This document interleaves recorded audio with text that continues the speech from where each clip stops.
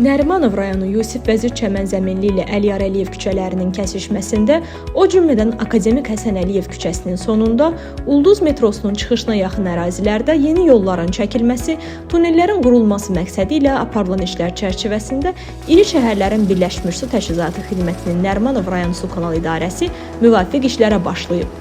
Hazırda həmin ərazidə su xəttlərinin yerinin dəyişdirilməsi işləri həyata keçirilir.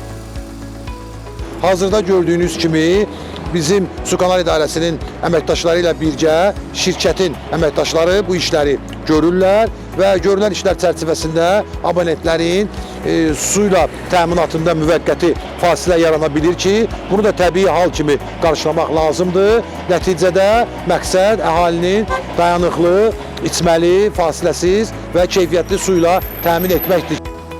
Şəbəkələrdə aparılan təmir bərpa ilə əlaqədar içməli suyun ətrafda yaşayan abonentlərə verilməsində bir neçə saatlıq fasilə yaranır. Bu müddət ərzində əhalinin digər mənbələrdən su ilə təminatına da çalışılır.